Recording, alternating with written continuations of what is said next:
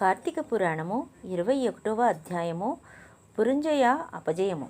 ఇట్లు యుద్ధమునకు పురంజయుని జూచి యుద్ధ ప్రవీణులైన ఆ రాజులు కోపరక్షాకులై శస్త్రములతోనూ అస్త్రములతోనూ బాణములతోనూ వాడి అయిన గుదియలతోనూ ఇనుపకట్ల లాఠీ కర్రలతోనూ హస్తాయుధములైన గుదియలతోనూ కత్తులతోనూ బల్లాతకములతోనూ పట్టసములతోనూ రోకళ్లతోనూ శూలములతోనూ తోమరములతోనూ కుంభాయుధములతోనూ గొడ్డళ్లతోనూ కర్రలతోనూ ఆయుధముల విక్షేపములతోనూ యుద్ధము చేసిరి. గుర్రపు రౌతులతో గుర్రపు రౌతులు, ఏనుగులు ఏనుగుల తోడను, రథికులతో రథికులు, కాల్బంటులతో కాల్బంటులు, శూరులతో శూరులను, ఆయుధములతో యుద్ధమును, భటుల న్యోన్యము క్రూర వాక్యములను పలుకుచూ చేసిరి. ఓ అగస్త్యమునీంద్ర, అంతలో కాంబోజ మహారాజు వస్త్రాదులను పదిలపరిచి కట్టుకొని కవచమును ధరించి పరాక్రమించి మంచి రథమెక్కి ధనుర్బాణములను ధరించి కోలాహల ధ్వని చేయుచు వడితో పురంజయుని వద్దకు వచ్చి 300 బాణముల వేసెను. ఆ బాణముల పోయి పురంజయుని ఛత్రమును ధ్వజమును రథమును నరికినవి. తరువాత కాంబోజుడు కొన్ని బాణములతో పురంజయుని కొట్టి 5 బాణములతో పురంజయుని రథము యొక్క తురగములను జంపెను. తరువాత పురంజయుడు కోపించి ఇంద్రుడి వలె విక్రమించి భుజస్ఫాలనము చేసి నారి బిగించి బ్రహ్మ మంత్రములతో 10 బాణములను ప్రయోగించి కాంబోజుని హృదయమందు కొట్టెను.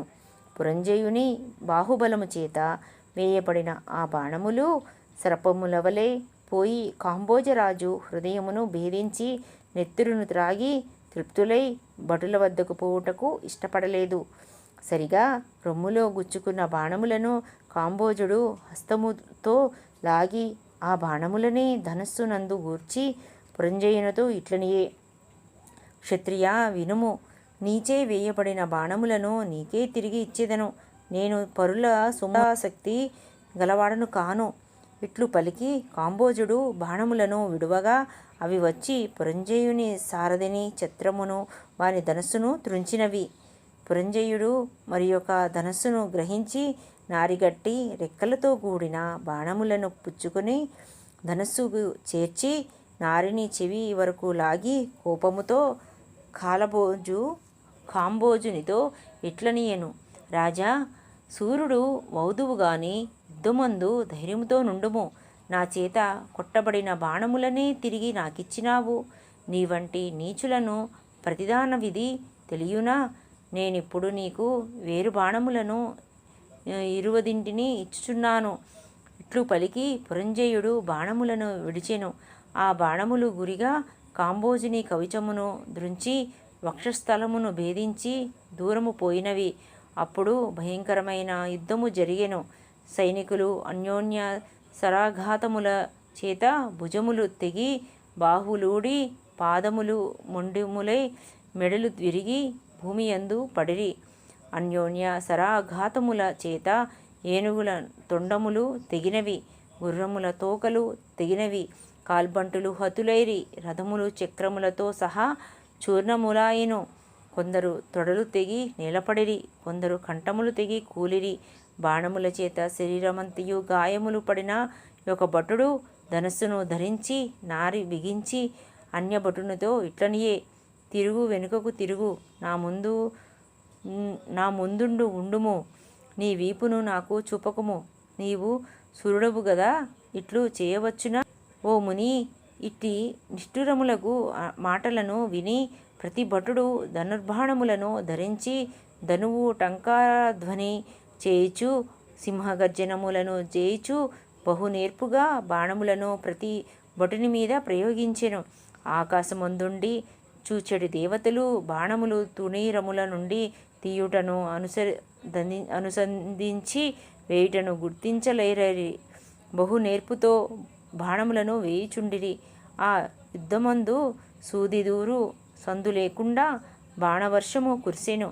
ఇట్లా అన్యోన్యము సూర్యులను భటులను బంగారపు కట్లతో కూడినవియు స్వయముగా వాడి అయినవియు సానబెట్టిబడినవియు స్వనామ చిహ్నతములు అయిన అర్ధచంద్ర బాణములతోనూ ఇనుప నారాచములతోనూ ఇనుప అలుగులు గల బాణములతోనూ ఖడ్గములతోనూ పట్టసములతోనూ ఈటెలతోనూ కొట్టుకొనిరి. గుర్రపు రౌతులు కొందరిని చంపిరి. గుర్రపు రౌతులను ఏనుగు బంట్లను చంపిరి. రధికులు కాల్బంట్లను చంపిరి. కాల్బంట్లు రధికులను చంపిరి. ఇట్లు తొడలు భుజములు శిరస్సులు అంగములు తెగి హతులై చచ్చిరి. అచట నెత్తురుతో ఒక నగి ప్రవహించెను. ఆకాశమందు మేఘాచ్ఛాదితాలైన అప్సరస స్త్రీలు ఆవైన కుచములతో ఒప్పుచుండి వచ్చి చూచి వీడు నావాడని పలుకుచుండగా శూరహతులైన శూరులు యుద్ధమందు మృతినొంది దివ్యాంబరధారులై విమానములెక్కి దేవతలు సేవించుచుండగా స్వర్గమునకు పోయి దేవస్త్రీ సంభోగాది సుఖములకై పాడుపడుచుండిరి. యుద్ధమందు హతులైన వారు సూర్యమండలమును భేదించుకొని దేవస్త్రీలతో గూడుకొని గంధర్వ అప్సరల చేత కొనియాడబడుచు స్వర్గమునకు బోవుదురు.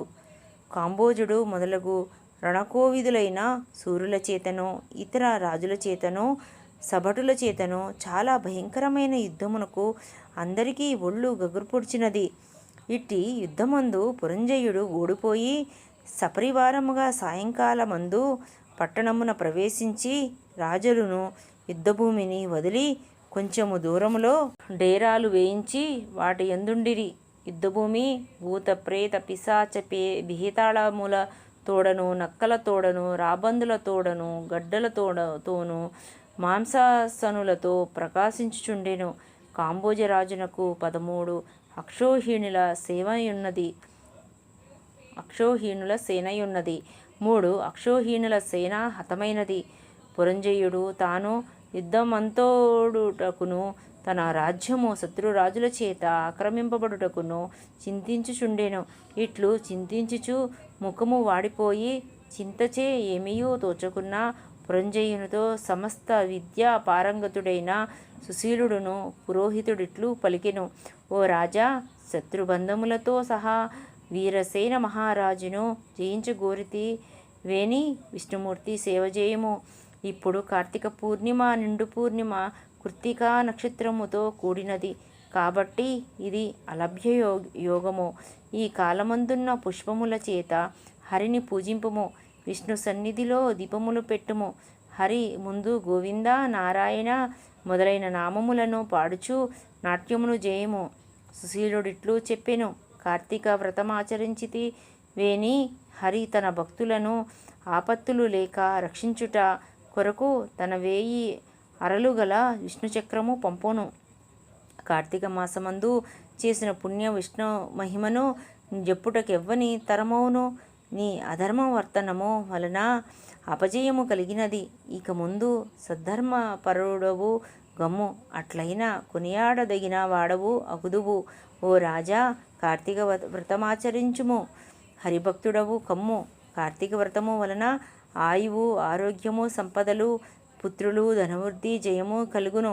నా మాట నమ్ముము, త్వరగా చేయుము. 21వ అధ్యాయము సంపూర్ణము. ఈ వీడియో మీకు నచ్చితే సబ్స్క్రైబ్ చేసి లైక్ చేసి షేర్ చేయండి.